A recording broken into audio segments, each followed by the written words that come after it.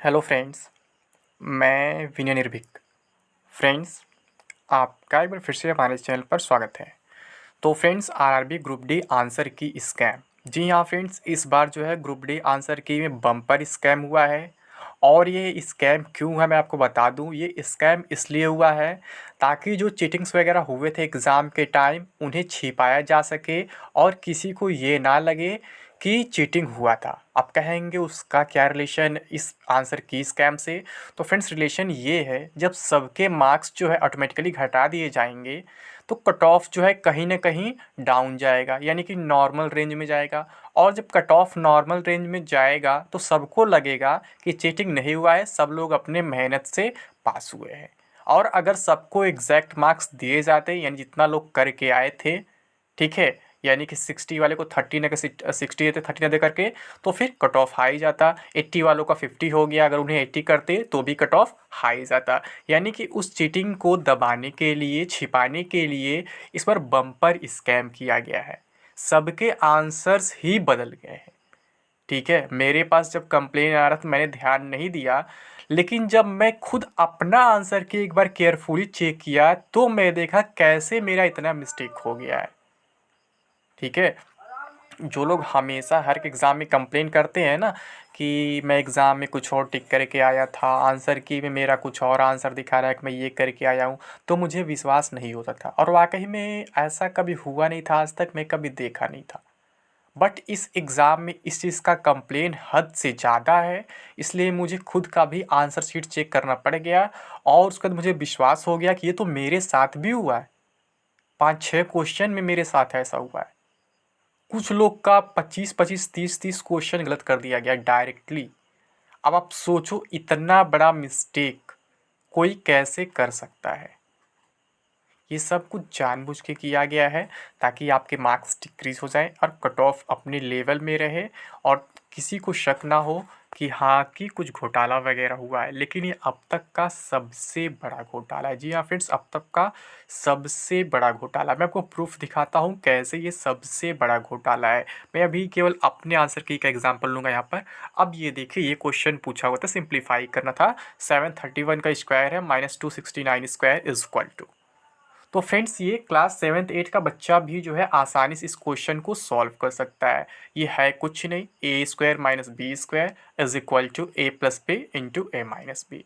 Means if we add both the numbers we find 1000, and if we subtract both the numbers we find the difference of 462, and if you multiply both the results, means addition and subtraction, then we will get 462,000. It is very easy, but here you can see uh, chosen option is 2, but I am damn sure I have not chosen this. Okay, I have chosen only option third which is given, but you can understand, means this mindset of railway at this time।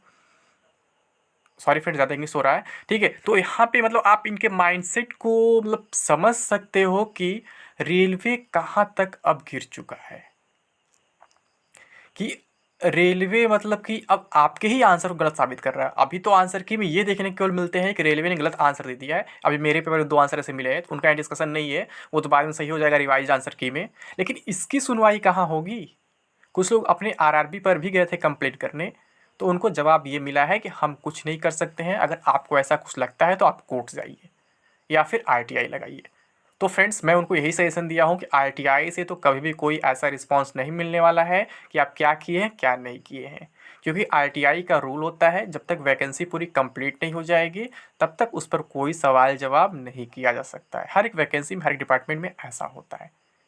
ठीक है, केवल आप attendance वगैरह मंगा सकते हैं, बाकी ये सब कि कौन सा क्वेश्चन मेरा सही है कौन सा गलत है ये लोग नहीं बताएंगे।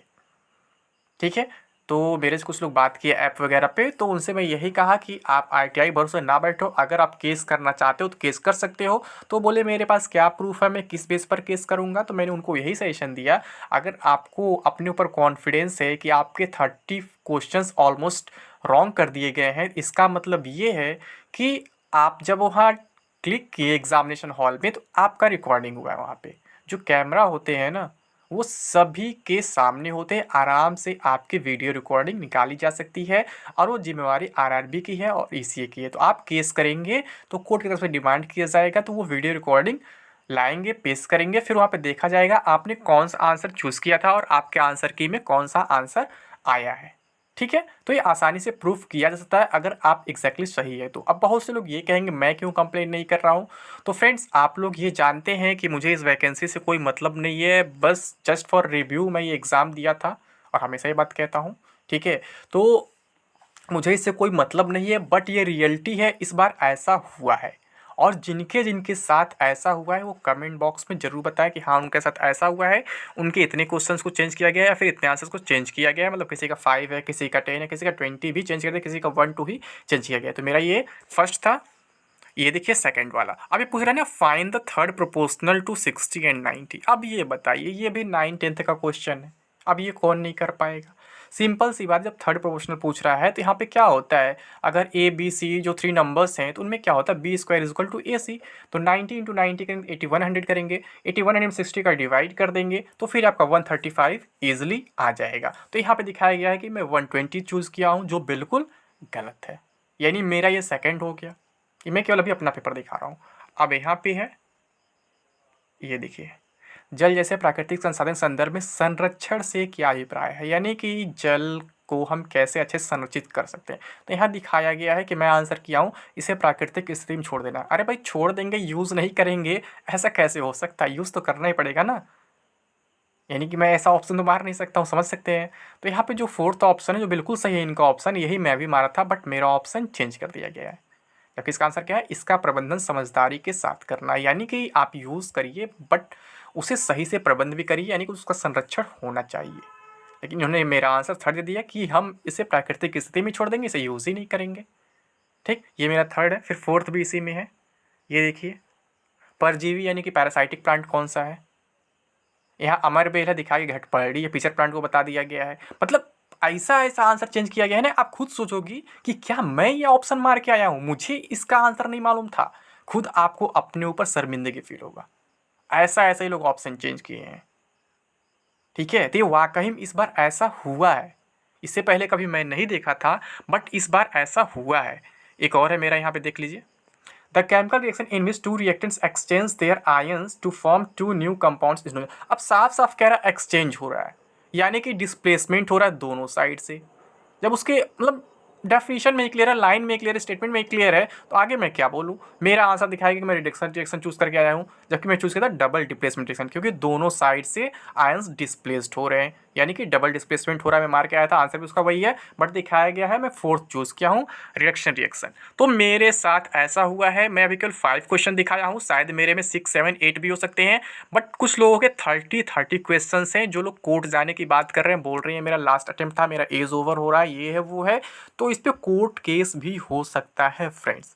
ठीक है, रेलवे इस बार ऐसा किया है जो कभी नहीं किया था, मात्र इस चीटिंग वाले मामले को दबाने के लिए। अब जो भी होगा सच्चाई कुछ दिन में सामने आ जाएगा। इस पर कुछ चेंज देखने को मिलता है कि नहीं मिलता है तो आगे पता चलेगा। लेकिन हाँ, जो आंसर्स रॉन्ग आए हैं रेलवे की तरफ से, उसको लेकर के आपको घबराने की ज़रूरत नहीं है। अगर आप ऑब्जेक्शन नहीं किए तो भी परेशान होने की ज़रूरत नहीं है। बहुत से लोग आपके भाई बंधु होंगे ऑब्जेक्शन कर दिए होंगे आपके शिफ्ट के। हमारे शिफ्ट में खुद 2 क्वेश्चंस ऐसे मिले हैं, मैंने ऑब्जेक्शन नहीं किया है, कोई ना कोई ज़रूर कर दिया होगा। ठीक है, तो उसको लेकर के परेशान होने की ज़रूरत नहीं, लेकिन इस बात पर तो परेशान होना ही चाहिए।